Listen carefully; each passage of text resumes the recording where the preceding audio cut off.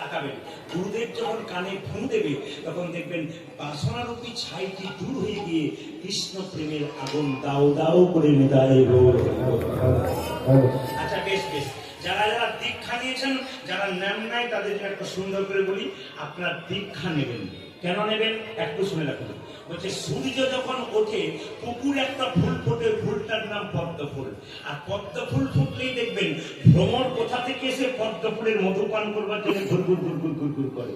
এখন তত্ত্ব বলছে যে গুরুরূপী সূর্যের আলো কোন ভক্তের হৃদয়রূপী পদ্মে যদি একবার পড়ে, কৃষ্ণ ভ্রমর যেখানেই থাকে না কেন হৃদয় পদ্মে নেতাই। তবে একটা কথা আপনাদের বলে রাখি, এই মন্ত্র জপছেন কিছু মনে করবেন না। গুরু মন্ত্র নেবেন, আমার অনেক কথা আপনারা শুনেছেন, কিন্তু আমি আবার বারবার বলবো, যাত্রার কাছে মন্ত্র নেবেন না, নেবেন তো প্রকৃত গুরুর কাছে মন্ত্র নেবেন। একজন গুরু এক শিষ্যকে বলছে, বাবা তুই তো আমার কাছে মন্ত্র নিলি, তুই আমায় ভালো করে দেখিস নাই, আমার শরীরে কুষ্ঠ রোগ আছে, প্রারব্ধ ফল ভোগ করছি, কুষ্ঠ রোগ আছে, তা তুই শেষে আমায় ভুলে যাবি না তো? শিষ্য বলছে কোনো চিন্তা নাই, আমি তোমায় ভুলবো না গুরুদেব। বলে আমার সেবা যত্ন তুই করবি? বলে হ্যাঁ করবো। দেখিস ঘৃণা জন্মাবে না? বলে না। তবে আমার মনে হচ্ছে যা কুষ্ঠ বেরোচ্ছে, আমি বাবা বিশ্বনাথের মন্দির মানে কাশীধামে গিয়ে থাকবো। কাশীধামের শিষ্য আর গুরু যতনে থাকে, মায়েরা থাকেন, প্রকৃত গুরু যদি হয় আর প্রকৃত শিষ্য, আমি বারবার বললাম গুরু কিন্তু প্রকৃত হতে হবে। ডাক্তার দেখাবেন, পাকা ডাক্তার দেখান, রোগ ভালো করবে। কাঁচা ডাক্তার দেখান, রোগ আপনার বাড়াবে। গুরু করবেন, পাকা করবেন, জীবন সুন্দর করবে। গুরু করবেন, কাঁচা করবেন, জীবন নর্দমায় পৌঁছে দেবে। ওই জন্য বারবার বললো গুরু বেছে বেছে করবে, জল খাবে ছেনে আর গুরু করবে চিনে। এই জন্য কয়লা হয় ময়লাহীন, আগুনে পোড়ালে ছাই, আর মানুষের হয় কৃষ্ণ ভক্তি যদি গুরুকে ভাবা। গুরু যদি ঠিক হয়, যাকে তাকে গুরু করা যাবে না। কিন্তু আমি যাকে গুরু করেছি সেই গুরুকে দেখলে আপনারা দেখবেন, দেখার সঙ্গে সঙ্গে মনে হবে আপনাকে গুরু মন্ত্র না নিলেও মনে হবে পাটাতে একটু মাথাটা ঠেকে দিয়ে। কেন? গুরুর যে হাস্যবদন আর গুরুর যে বাণী, ও গুরুকে আমি দেখেছিলাম একদিন রাস্তার ধারে বাস থেকে নেমে সবাই প্রণাম করছে, ওনার হাসি মুখ দেখে আমি গিয়ে প্রণাম করেছিলাম। আর তখন আমি ক্লাস খুব বেশি হলে 11-এ পড়তাম। আমি বললাম বাবা আপনার কাছ থেকে আমি দীক্ষা নেব। বলে নিবি? তাহলে চল, কোনো অসুবিধা নেই, কোথায় যেতে হবে বল। আমি বললাম আমার বাড়ি যাবেন। জিজ্ঞেস করলাম কি দিতে হবে? কাঁচা কাঁচা জিনিস দিতে হয়। বাবাকে বললাম এগুলো দিতে হয়। উনি বললেন কিচ্ছু দিতে হবে, বস বস, পিঠের থাপ্পড় দিয়ে মন্ত্র দিয়ে বলে একটা হরিনাম তত্ত্ব, ব্যাস। উনি সেবা টেবা করলেন, চলে গেলেন, কিছু চাইলেনই না। মাসে মাসে খবর করেন, হ্যালোর মাধ্যমে আমি তো চাপে থাকি, বাবা কোথায় আছিস, কি করছিস। তার মানে কি, ছেলের সঙ্গে মেয়ের যে ভাব, বাবার সঙ্গে ছেলে মেয়ের যেমন সম্পর্ক, গুরুর সঙ্গে ছেলে মেয়ের সম্পর্ক সেরকম। তো কাশীরামে গিয়ে শরীরে পোকা হয়ে গেছে, গুরুদেবের কুষ্ঠ রোগ হয়েছে, এত পোকা হয়ে গেছে, পোকাগুলো বাঁচছে। 6 মাস ধরে শিষ্য গুরুর পোকা বাঁচছে শরীরে। একদিনও কাশীধামের কাশী মন্দিরে বাবার কাছে যায় নাই, একদিনও গঙ্গা স্নান করতে যায় নাই। পার্বতী দেবী কাশী বিশ্বনাথকে বলছে, স্বামী তোমার একজন ভক্ত গুরু সেবা করছে, ও একবারও আসতে পারে নাই, গঙ্গা স্নান করতে পারে, এখানে গুরুর প্রতি আসক্ত হয়ে আছে। বাবা বিশ্বনাথ বলল, পার্বতী যে গুরু সেবা করে, যে গুরুকে প্রকৃত ভালোবাসতে পারে, আমার কাছে তাকে আসার দরকার নাই, আমি তার কাছে যেতে। যখন বাবা বিশ্বনাথ দরজায় গিয়ে দাঁড়ালেন, তখন ছেলে পোকা বাসছে শরীরে। গুরুদেবের ঘুম ঘুম ভাব এসেছে, জিজ্ঞেস করছে আমার দিকে টাকা, পেছন ফিরে বলে এখন তাকানোর সময় নেই। কে বলছে? শিষ্য। বাবা বিশ্বনাথ পেছনে দাঁড়িয়ে আছে, আমার দিকে টাকা, আমি কে দেখ, আমি যে বাবা বিশ্বনাথ কে, আমি থাকতে পারলাম না, তোর কাছে চলে এলাম। ও আমার কাছে চলে এলে, আমার গুরু তন্দ্রাচ্ছন্ন, ঘুমাবো ভাব, তিনি ঘুমিয়ে যান, তারপর আমি তোমাকে দেখবো। যেই না গুরুদেব ঘুমিয়ে গেছে, সঙ্গে সঙ্গে বাবা বিশ্বনাথকে প্রণাম করলো, ছেলেটি তুই গঙ্গা স্নানে যাসনি, তুই আমাকে দেখতে যাসনি, যে গুরু সেবা করে আমি যে তার কাছে আসি, তুই কি চাস বল? বলছে আমি চাইতে পারি, কিন্তু আমি আমার অনুমতিতে চাইবো না, গুরুর কাছে নির্দেশ নেব, তারপরে চাই। এই যে দেখেন, মাথায় রাখবেন কথাগুলো। বলছে গুরুর কাছে নির্দেশ নেবো তবে চাইবো, তার আগে চাইবো না। গুরু যখন জ্ঞান ফিরলো, যখন ঘুম থেকে জেগে উঠলো, গুরুদেবকে বললো, বাবা আমার বাবা বিশ্বনাথ দরজায় এসেছিল, সে কিছু চাইতে বললো, কি চাইবো? বলছে শুধু এইটাই চাইবি না, আমার কুষ্ঠরোগ ভালো হয়ে যাবে। এটা তুই ভগবানের কাছে চাইবি না, বাকি তুই সব চাইবি। এরকম গুরু না হলে, এরকম শিষ্য না হলে গৌর গোবিন্দের চরণ কি কখনো পাবে না। ওই জন্য আমি আপনাদের বলবো, গুরু করবেন বেছে বেছে। একটু প্রমাণ দেখে নিন। আমার পাশের বাড়িতে একটি মেয়ে গুরু মন্ত্র নেবে, আমার বলছে, দাদা আপনি আজকে বাড়িতে আছেন, আসবেন। বলে কেন, কি হয়েছে? বলে গুরুদেব আসবে মন্ত্র নিতে। তবে আমার বাড়ির অন্যদেরকে দেবে, আমি গত বছর নিয়েছি, বাবা আসবে, তাকে দেখেছি। এখন লক্ষ্য করুন, বাবা এসেছে, আসার পর বসেছে, মেয়ে কি করেছে, একটু জল এনে গুরুদেবের পাটা ধুয়েছে। ভালো করে শুনবেন, গুরু যদি গুরুর মতো না হয় সবাই টাকা। এখন পাটা যখন ধুয়ে দিয়েছে, যে না পাটা ধুয়ে দিয়েছে, উনি সমস্যা হচ্ছে, বাবা মেয়েটি বলছে একটু জল খান, জল পান করুন। তোদের হাতে পান করলো, তো তখন মন্ত্র ঠিক ঠিক হজম হয়নি। এখন বাবা আমি যে শাস্ত্রে শুনেছি, সাধু মুখে শুনেছি যে গুরু মন্ত্র নেই তার হাতে খাওয়া যায়, আমি আপনার কাছ থেকে গুরু মন্ত্র নেই, আমার হাতে জল খাবেন না? বলছে না, জল খাবো না। ওই তাহলে এক কাজ করি, দোকান থেকে একটি মিনারেলস ওয়াটারের বোতল নিয়ে আসি, এইটা খান, অসুবিধা নাই। বলছে ওতে কোনো অসুবিধা নেই। বলছে আমার হাতের জল আপনি খেলেন না, এই বোতলে যে লোকটা জল হয়েছে কোন জাতের আপনি কি করে বুঝলেন? বেরো বলুন, হ্যাঁ কোন জাতের কি করবো? কেমন প্রশ্ন দেখুন মেয়েটি, কোন জাতের কি করে বুঝলেন? শুধু তাই নয়, এই যে জলটা ভরেছে, সে জল ভরার সময় পায়খানা কাপড়ে ভরেছে না নোংরা কাপড়ে ভরেছে, আপনি জানলেন কি করে? হাতটা কেমন ছিল? অত দরকার নেই, গ্যাস সিলিন্ডার দিয়ে দে, আমি রান্না করবো, চলে যাবো, আমি নিজে জল আনবো। মেয়েটি বললো গ্যাস সিলিন্ডারে গন্ডগোল আছে। বলে কেন? যদি ওখানে কালকে মাছ মাংস রান্না হয়েছে, তুমি কি করে জানলে? দরকার নেই, সামান্য মুড়ি দিয়ে দে। সেইটা বলছে মুড়ি দিয়ে দে, মেয়েটি বলছে মুড়িতে আরো গন্ডগোল আছে। বলে কেন? মুড়ি ভাজা যেখানে হয় সেখানে যান, গুরুদেব বলেছে। বলছে আমি যাই না, একবার গিয়ে দেখবেন, যতটা হাতে বেড়াতে হয় তার চাইতে পায়ে বেশি করে নাচতে হয়, আপনি পাবেন কি করে? গুরু সেখান থেকে পাঠিয়ে দিয়েছে। আমার একটাই নিবেদন রইল, যিনি গুরু হবেন তিনি বাবার কাছ থেকে, সন্তানের কাছ থেকে সবকিছু গ্রহণ করবেন।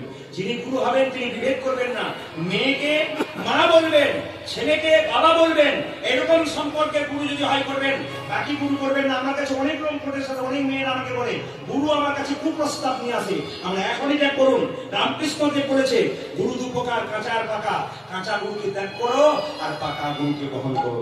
গুরু কি ত্যাগ করা যায়? বলে হ্যাঁ, ডাক্তার বাবুকে অসুখ দেখালে যদি রোগ ভালো হয় বারবার গিলে, আপনি যেমন ডাক্তার ত্যাগ করতে পারেন, আপনার জীবনে যদি উন্নতি না হয়, গুরুতে রেখে আপনার ভক্তি না আসে, গুরু চলার পথ যদি উল্টো পাল্টা হয়, আপনি নিশ্চয়ই গুরু চেঞ্জ করতে পারেন, কোনো অসুবিধা নেই। তাই সবাই মিলে আমরা একটু গাইবো। আপনার হাত তুলে সবাই মিলে একসঙ্গে, হাত তুলুন, হাত তুলুন, দিন তুলুন, সবাই মিলে একসঙ্গে প্রেম সে হাত তুলবেন। বাহ, সবাই মিলে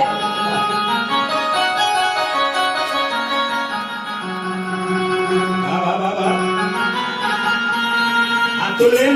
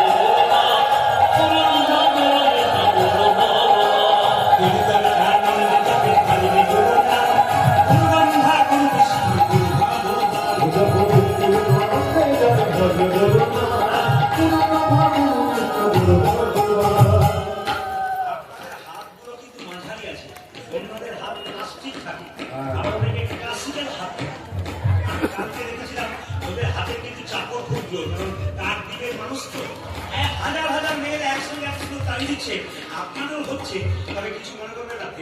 দু চারজন মেয়েকে দেখতে পাচ্ছি আপনার খুব জোরে দিচ্ছে, দু চারজন অনেকে ক্লাসিক্যাল দিচ্ছে।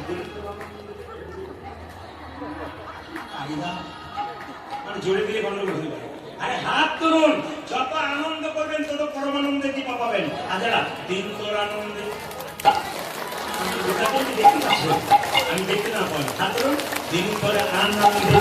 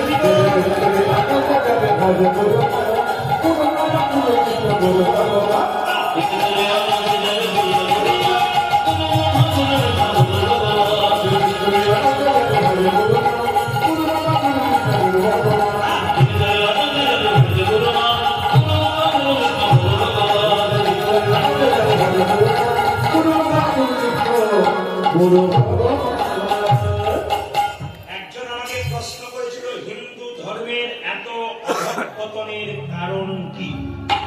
আমি বেশি কিছু খুঁজে পাই নাই, দু তিনটে কারণ পেয়েছে, একটু মন দিয়ে শুনবেন।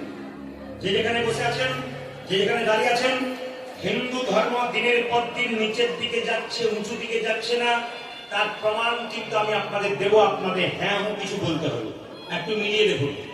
আমাদের পতনের একটা কারণ কি বলুন তো? দেখবেন যত মত, জোরে বলুন, তত পথ। এক। দুই কি বলুন তো? দুই হচ্ছে যাকে তাকে ভগবান বলা। আপনি অনুকূল ঠাকুরের শিষ্য, আপনি বলবেন উনি ভগবান আর কেউ নাই। যিনি রামকৃষ্ণের শিষ্য তিনি কি বলবেন? উনি ভগবান আর কেউ নাই। যিনি আবার দেখবেন গৌড়ীয় মঠ থেকে এসছেন তিনি বলবেন উনি ভগবান আর কেউ নাই। মানে আমরা যার কাছ থেকে মন্ত্র নিয়েছি, দীক্ষা নিয়েছি, একমাত্র তাকেই বলি উনি ভগবান, বাকি কেউ নাই। ওনারা সব মহাপুরুষ, মহামানব, ওনাদের চরণে প্রণাম করতে হবে। কিন্তু মাথায় রাখতে হবে মায়েরা, ভগবান একজন, ঈশ্বর পরমকৃষ্ণ সচ্চিদানন্দ বিগ্রহ, অনাদির আদি গোবিন্দ, সর্বকারণের কারণ। ভগবান একজন, কে? ইনি হচ্ছেন ভগবান। আরেকজন ভগবানকে, যিনি হাত তুলে দাঁড়িয়েছেন, অন্তে কৃষ্ণ বাইরে গোড়া, অন্তে কৃষ্ণ বাইরে রাধা, স্বয়ং মহা।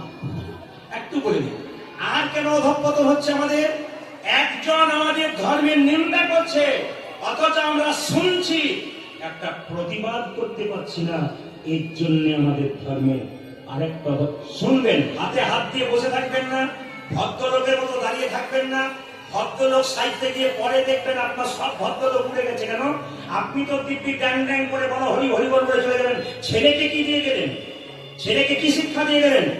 ভেবে দেখবেন, ছেলের জন্য এত সম্পদ রাখলেন, ছেলেকে কৃষ্ণ ভক্ত করে গেলেন। আপনি তো চিন্তা ভাবনা করবেন, ছেলের জন্য টাকা রাখবো, গাড়ি রাখবো, বাড়ি রাখবো, ছেলে কি সুখে থাকতে পারবে? ছেলে কি শান্তিতে থাকতে পারবে? ছেলেকে কৃষ্ণ ভক্ত তৈরি করুন, আপনার লাভ আছে। একটা প্রশ্ন, হরিনামের নিন্দে হয়, শাস্ত্রের নিন্দে হয়, বৈষ্ণবের নিন্দে হয়, অথচ বসে বসে শুনি আমরা প্রতিবাদ করি না। এই চাইতে লজ্জার কি আছে? এটাই তো আমাদের সবচাইতে বড় লজ্জা। বারবার শুনলেন আপনারা, এটাই তো বৈষ্ণব সমাজে কমে যাচ্ছে, এটাই তো ভক্ত সমাজে কমে যাচ্ছে। দু চারজন বৈষ্ণব যদি বা হরিনাম করতে করতে রাস্তা দিয়ে চলে যায়, আমরা যদি তাদের নিন্দা করতে আরম্ভ করি, আর কি আমাদের ধর্মটা টিকে থাকবে? বারবার আমি আপনাদের বলতে চাই, হরিনাম শুনবেন সেখানে যেখানে পবিত্র কথা হয়, যেখানে বিবাদ থাকবে না, যেখানে সুবাদ থাকবে। আর কি বলুন তো? আর একটা হচ্ছে যে হরিনাম হয়, কিন্তু দেখবেন আমরা ভিন্ন জন ভিন্ন মতে যাই। শাস্ত্রের কথা বলে শুনবেন, খুব দামি দামি কথা যায়, আপনার শোনাবো, একটু মন দিয়ে শুনবেন। প্রমাণ দেখে নিন। আমি দেখতে পাচ্ছি একটা দুর্গা মন্দিরে পুজো হচ্ছে। আপনাদের এখানে দুর্গা পূজা হয়? জোরে বলুন। আচ্ছা, এবার মায়েরা বলুন, পুষ্পাঞ্জলি দেন, জোরে বলুন দেন। আচ্ছা, বাবারাও দেন, ভাইরাও দেন। এবার আমার কথা বলে হিসেব করবেন। এই পুষ্পাঞ্জলি দিচ্ছেন আপনি মাকে, আরে কৃষ্ণ এইদিকে, মাকে পুষ্পাঞ্জলি দিচ্ছেন, উপবাস করে আছেন, মন্দিরে বসে আছেন, একজন কৃষ্ণ ভক্ত তিলক নিয়ে মালা নিয়ে ওই রাস্তা দিয়ে বেরিয়ে যাচ্ছে। উনি কিন্তু মা দুর্গাকে প্রণাম করছে না, মা দুর্গার প্রসাদও পাচ্ছে না, মা দুর্গার দিকে একবার চাইছে না। একটি মেয়ে আমাকে প্রশ্ন করলো, দাদা আপনি তো কীর্তন করেন, আমাকে বোঝান তো। বলে কি, উনি যে কৃষ্ণ ভক্ত মানুষ, উনি মন্দিরের পাশ দিয়ে বেরিয়ে গেলেন, মন্দিরে মাকে দর্শন করলেন না, প্রসাদ তো দূরের কথা, মাকে প্রণাম করলেন না, কেন করলেন না? আমি তো বলতে পারবো না, ওনাকে একবার জিজ্ঞেস করবেন। উনি যখন ওই রাস্তা দিয়ে আবার ফিরে আসছেন, মেয়েটি জিজ্ঞেস করছে, কাকা বাবু আপনি তো তিলক মালা নিয়ে হরিনাম করেন, তা আমি বলতে চাইছিলাম আপনি মা দুর্গার মন্দির দিয়ে বেরিয়ে যাচ্ছেন, তো মাকে প্রণাম করলেন না কেন? প্রসাদ তো দূরের কথা, মাকে দেখলেন না পর্যন্ত। লোকটি বলে উঠলো, আমরা কৃষ্ণ ভক্ত, আমরা কৃষ্ণের প্রসাদ খাই, আমরা ওই দেবদেবী কিছু মানি না, দেবদেবী পুজো করি না। উনি মেয়েকে আমাকে প্রশ্ন করলো, উনি কি ঠিক বললেন? আমরা না, উনি গোটাটাই ভুল বললেন। এবার ধরুন আমার মায়েরা যারা পুষ্পাঞ্জলি দিচ্ছে তারা কি ভাববে, যে ইনি ঠিক করছেন না আমরা ঠিক করছি? আপনার তারা কাল থেকে মন্দিরে যাবেন না, পুষ্পাঞ্জলি দেবেন না দুর্গা পুজো? কারো কথায় না, আপনারা দুর্গা পুজো করবেন, শিব পূজা করবেন, সমস্ত দেবদেবী পুজো করবেন। কেন করবেন? যখনই দেবদেবীর পুজো হয় তখন ব্রাহ্মণ শ্রী বিষ্ণু বলে প্রথমে ভগবানকে ডাকে। এক, দুই, আপনাকে বুঝিয়ে দিই, আপনি দুর্গা পুজো করতে পারেন। যদি কোনো কৃষ্ণ ভক্ত মানুষ বলে আমি কৃষ্ণ ছাড়া কিছু জানি না, আমি দেবদেবী পুজো করি না, দেবদেবী প্রসাদ পাই না, দেবদেবীকে দেখি না, তাকে বলবেন শ্রীমদ ভাগবত গীতা 29তম অধ্যায় 10ম স্কন্ধ, হেঁকে ডেকে বলে গেলাম, প্রচুর ক্যামেরা এখানে আছে, একবারে হেঁকে ডেকে হিসাব করে বলে গেলাম, শাস্ত্রের নিয়ম অনুযায়ী বলে গেলাম। শ্রীমদ ভাগবত গীতা 29তম অধ্যায় 10ম স্কন্ধ, কৃষ্ণ কুরুক্ষেত্রের যুদ্ধে অর্জুনকে বলছে, অর্জুন তুমি যদি কুরুক্ষেত্রের যুদ্ধে যুদ্ধে চাও, তুমি যদি জয়ের শিরোপা পেতে চাও, শত্রুকে পরাজিত করতে চাও, প্রথমে মা দুর্গার স্তব করো। ভগবান কৃষ্ণ নিজের মুখে বলছেন, অর্জুন তুমি মা দুর্গার স্তব করো, তবে তুমি যুদ্ধে জিতবে। অথচ কৃষ্ণ ভক্ত হয়ে আমরা এমন বিবাদ করছি, মায়েদের মধ্যে বিভ্রান্তি করছি, আমাদের মধ্যে বিভ্রান্তি করছি। ওরা বলছে আমরা দেবদেবীর পুজো খাই না, করি না। তাহলে শাস্ত্র কি করে প্রমাণ দিল? শাস্ত্র তো শ্রীমদ ভাগবত গীতা তো ভগবান শ্রীকৃষ্ণের মুখস্থিত বাণী। 1 নম্বর প্রমাণ দিলাম। 2 নম্বর প্রমাণ ভাগবত মহাপুরাণ, তারপরে পড়ে নেবেন, সবাই লক্ষ্য করুন। বলছে যে কৃষ্ণের 16,108টা স্ত্রী আছে, ধরে বলুন হারানো আছে। এদের মধ্যে প্রধান স্ত্রীকে রুক্মিণী দেবী। রুক্মিণী দেবী কোন একটা ব্রাহ্মণের কাছ থেকে প্রসাদ পেয়েছিল মা দুর্গার, এবং সেই প্রসাদ রুক্মিণী দেবী খুব ভক্তি ভরে গ্রহণ করেছিল। আপনারা বলুন, যদি ভগবান শ্রীকৃষ্ণের স্ত্রী মা দুর্গার প্রসাদ পেতে পারে, আমরা কৃষ্ণ ভক্ত হয়ে মা দুর্গার প্রসাদ পাবো না কেন? বিচার করবেন, বিচার করবেন। 3, ব্রজগোপীরা 1 মাস ধরে হবিষান্ন করে মা কাত্যায়নীর ব্রত করেছিলেন। কেন? কৃষ্ণের কৃপা পাওয়ার জন্য।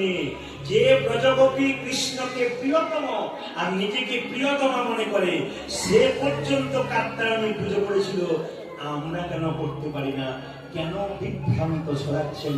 আমি আপনাদের বারবার বলে যাব।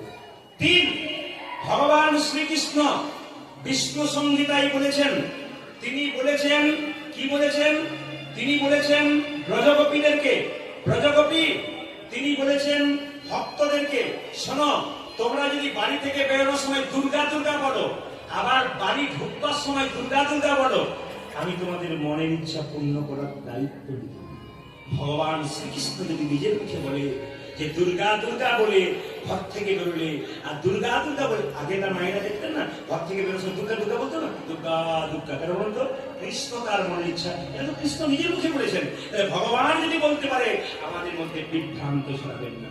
আর একটা বিভ্রান্তি কথা আমি আপনাদের বলে যাই, সবাই মন দিয়ে শুনে নিন, এই জিনিসগুলো আপনারা শিখে নিন। কেন বলুন তো? একটা জায়গাতে প্রসাদ হচ্ছে, আমি সম্প্রদায়ের নাম করবো না, কোন একটা সম্প্রদায়ের মহিলারা এসছেন রান্না বান্না করতে, ভক্তরা ডেকেছে সম্প্রদায়কে যে রান্না বান্না করো। তারা যখন রান্না বান্না করেছে, রান্না বান্না করার পরে ওই যখন সেবা দিচ্ছে মানুষকে, সাধারণ মানুষকে, তখন অন্ন দিচ্ছে, সবজি দিচ্ছে, ডাল দিচ্ছে, শেষে শাক দিচ্ছে, যখন তখন চাটনি দিচ্ছে, পাঁপড় দিচ্ছে, ছুরি ছুরি দিচ্ছে। তো সেই ভদ্র মহিলা প্রশ্ন করেন, আপনি যে আমাকে ছুরি ছুরি দিচ্ছেন ভদ্র মহিলা, তা আপনি কোথা থেকে শিখলেন যে ছুরি ছুরি দিচ্ছেন? আমাদের সাথে যদি বিভ্রান্তি কি, আমি যে একাদশী করি, আমি যে ভক্ত হয়ে যাই, আপনি যদি না হন আপনাকে ছুরি ছুড়ে দেবো, আপনাকে অবজ্ঞা করবো। তার মানে কি বলুন তো, মহাপ্রভু এটা কোনদিন শেখায়নি যে আপনাকে অবজ্ঞা করার জন্য। মহাপ্রভু কি শিখিয়েছে? যারা হরিনাম করে তাদের হরিনাম করাও, যারা বলে না তাদের বলাও। মহাপ্রভু এটা শিখেছে।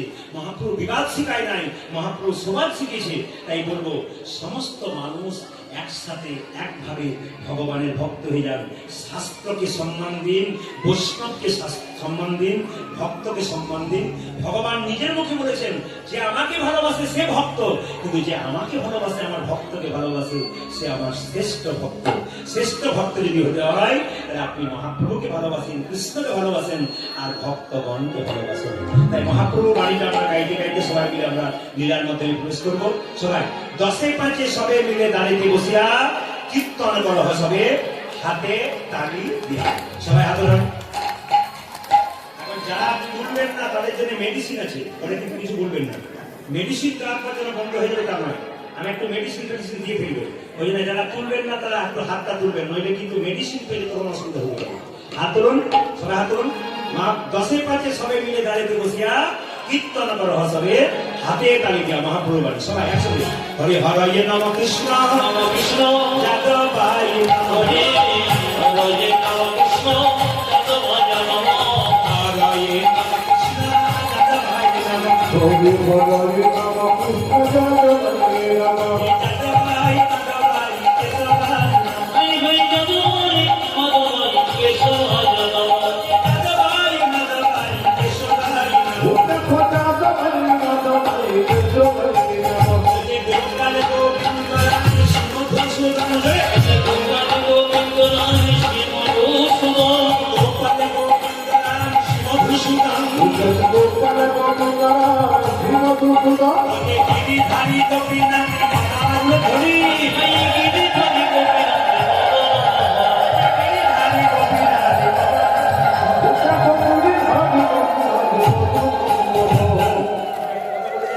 কমিটির ছেলেরা অক্লান্ত পরিশ্রম করে নস্কর করা এই কীর্তন গানে আয়োজন করেন।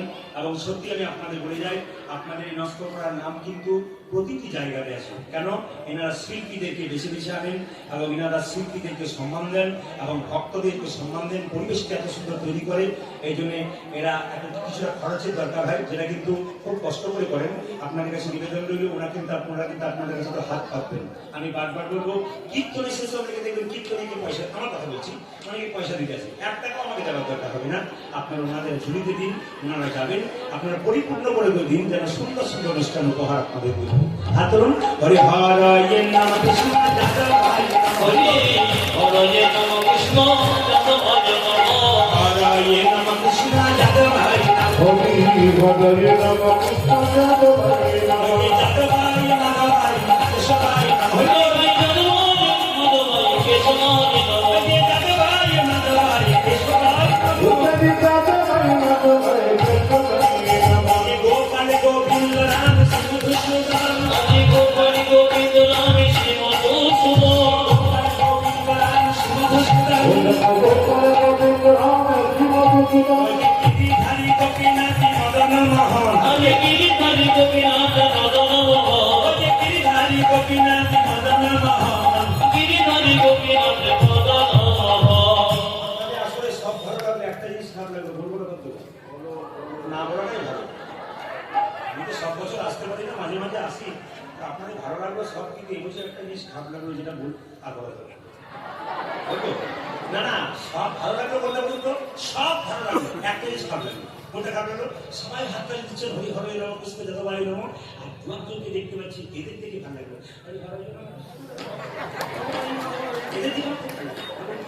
এনারা বিশিষ্ট ভদ্রলোক, হিন্দু ধর্মকে এগিয়ে নিয়ে যাওয়ার জন্য এদের অবদান, এদের বিরাট ব্যাপার আছে। না না, এখানে যদি বলেন অন্য জায়গায় জন্য বলেছেন, যিনি হাত এরকম করেছেন, আমি যেটা বলেছি এরা বিশেষ ভদ্রলোক নামিয়ে দিয়েছি।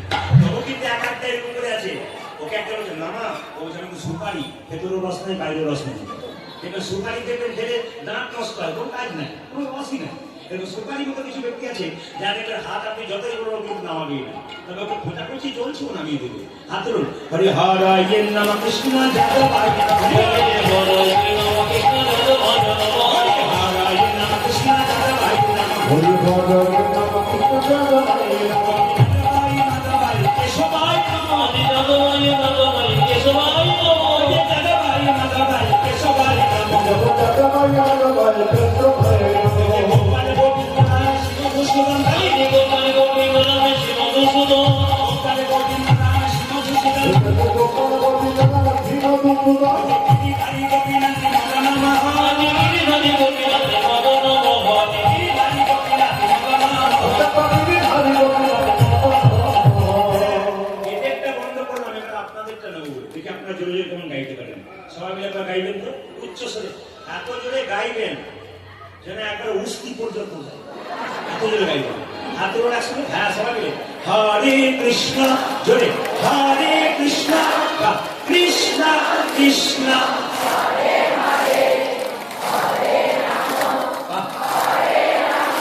দারুণ।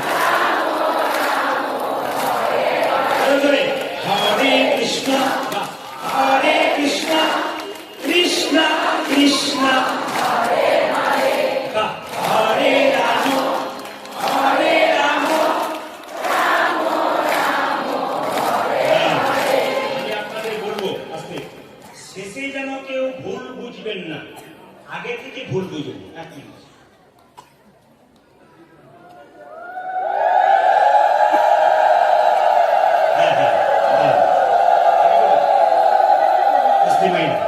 শেষে যেন কেউ ভুল বুঝবেন না। কেমন ভুল বোঝা?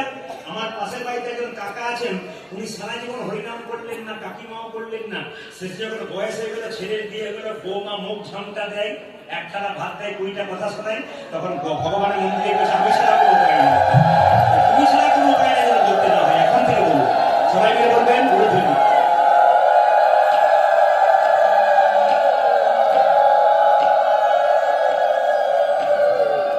জোরে বলুন হরে কৃষ্ণ জোরে হরে কৃষ্ণ উচ্চ স্বরে কৃষ্ণ কৃষ্ণ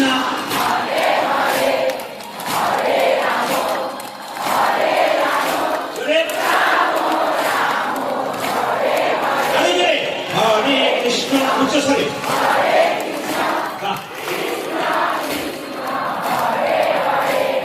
হরে রাম জোরে দারুণ। শেষবার হরে কৃষ্ণ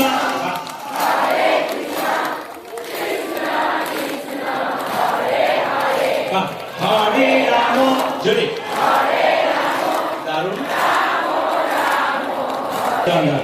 আগে কি আপনাদের কীর্তনের দরকার ছিল নাকি? দারুণ গাইছেন কিন্তু। এবার কোথাও যদি আসি না, এদেরকে নিয়ে আসবো না, আপনার নিয়ে চালিয়ে দেবো। সবাই বলুন তাহলে তাহলে হরে কৃষ্ণ হরে কৃষ্ণ কৃষ্ণ কৃষ্ণ হরে হরে রাম হরে রাম রাম রাম হরে হরে হরে কৃষ্ণ কৃষ্ণ কৃষ্ণ হরে হরে হরে রাম হরে রাম রাম রাম হরে হরে।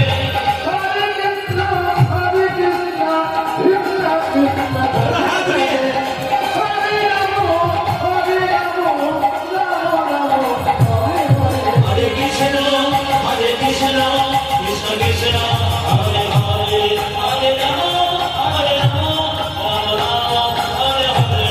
হরে কৃষ্ণ কৃষ্ণ কৃষ্ণ হরে হরে হরে রাম রাম হরে হরে। নাম পেতে ভনে সেই তো সকলি জানে সিদ্ধি করতবে। একসঙ্গে বলুন সবাই মিলে একই বাণী একসঙ্গে রাধে রাধে। খুব খুশি, একই জন বলুন, আরো জোরসে বলনা পড়বে।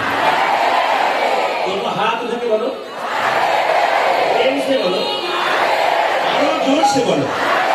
जय जय श्री राधा रानी की। শ্যাম শুনো, সকাল থেকে একজন একজনকে দেখবেন, কি বলবেন জোরে বলুন রাধে। আর সকাল থেকে একজন একজনকে দেখবেন, কি বলবেন? আচ্ছা, সকালবেলায় মোবাইলে ফোন করবেন, কি বলবেন? আরো জোরে বলুন। ছেলে ঘুম থেকে উঠছে না, কি বলবেন? ছেলে ঘুম থেকে উঠছে না, কি বলবেন? স্বামী স্ত্রীতে ঝগড়া হবে, কি বলবেন?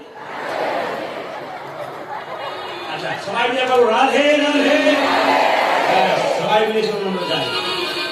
চরে মনে বৃন্দাবন ধাম প্রতি যা রাধে রাধে নাম মিলেঙ্গে কুঞ্জ বিহারী মিলেঙ্গে রাধা বিহারী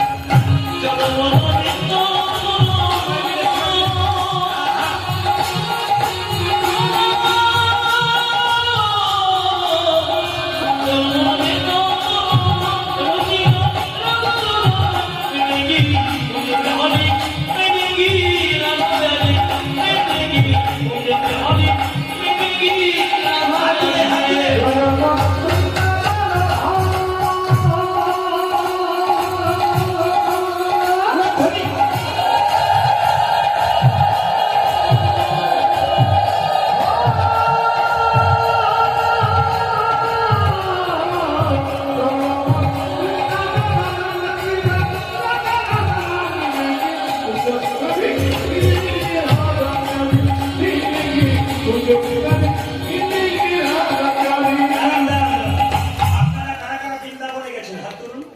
যারা গেছেন যারা যান নাই দেখে নেবেন। একটা সুন্দর কথা বলি, বৃন্দাবনে গেলে যারা অটোতে চাপবেন, যদি রাধে রাধে না বলেন চাপাবে না। দেখে নেবেন, এই বড় শক্ত ব্যাপার। রাধে রাধে না বললে চাপাবে না।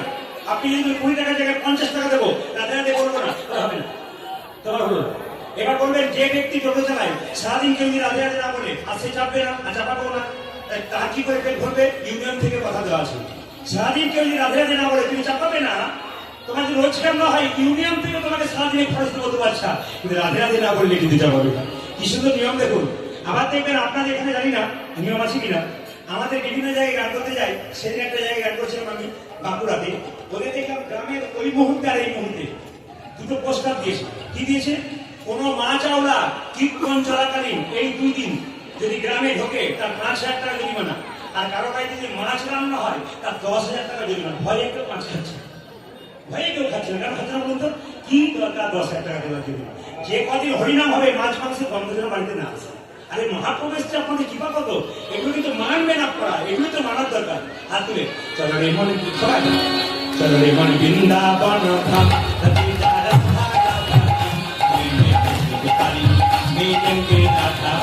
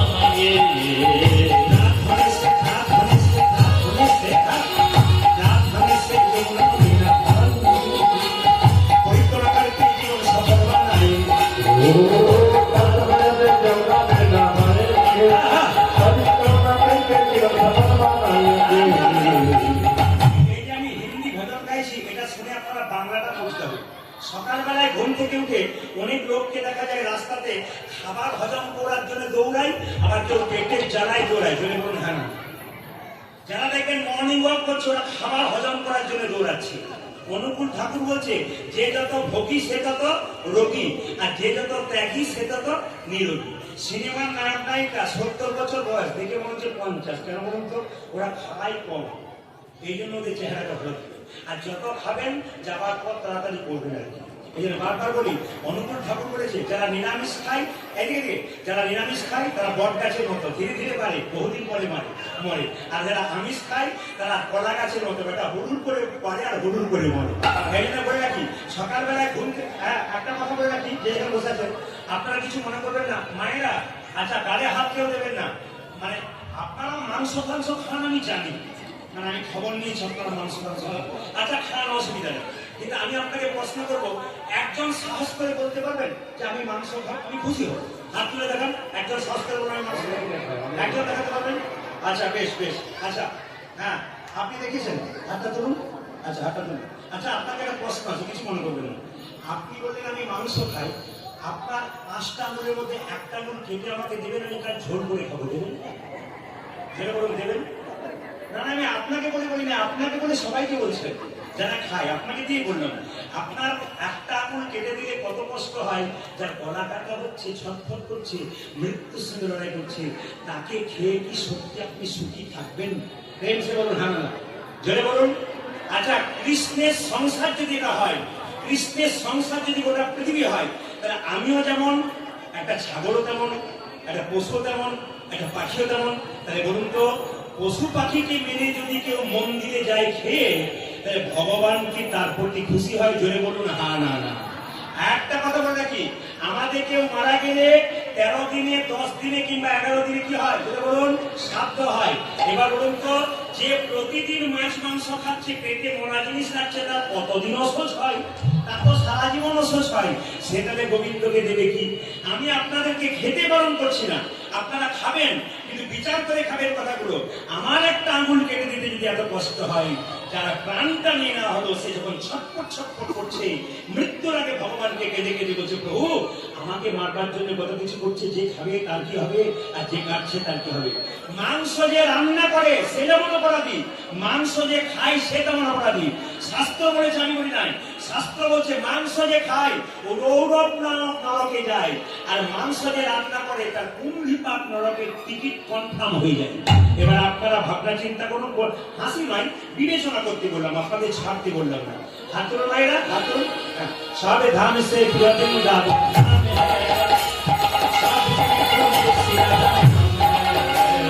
সবে ধাম সে প্রিয়তম দাম সবে সবে নমঃ শিরাধা নামে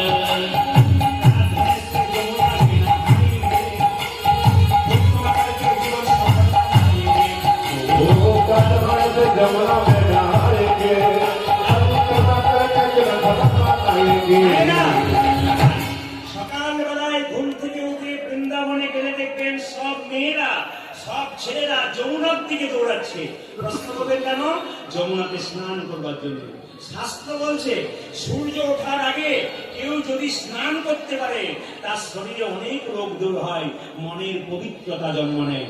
বড় বড় ডাক্তার বাবুরা, বড় বড় ব্যবসায়ীরা, বিখ্যাত বিখ্যাত ব্যবসায়ীরা দেখবেন মারোয়ারিরা জীবনে কোনদিন স্নান না করে ব্যবসায় বসে না। আমি অ্যাপোলো চেন্নাই চিকিৎসায় গিয়েছিলাম, যে ডাক্তার বাবুর কাছে চিকিৎসা করাছিলাম, উনি ভোর 4টের সময় ঘুম থেকে উঠে গোবিন্দের পুজো দিয়ে তারপর চিকিৎসাতে আসতেন। এত বড় বড় ডাক্তার বাবুরা ভগবানকে বিশ্বাস করে, সবচাইতে লজ্জার ব্যাপার আমরা বিশ্বাস করতে পারি না। সকালবেলায় ঘুম থেকে উঠে মন্দির পরিক্রমা করুন। আপনার এই মন্দিরের কথা বলি না, আপনার বাড়িতে যদি তুলসী মন্দির থাকে ওকে পরিক্রমা করুন। প্রশ্ন করবেন যে কি করে পরিক্রমা করবেন? আপনার বাড়িতে একটা ঘড়ি আছে, ঘড়িটার দিকে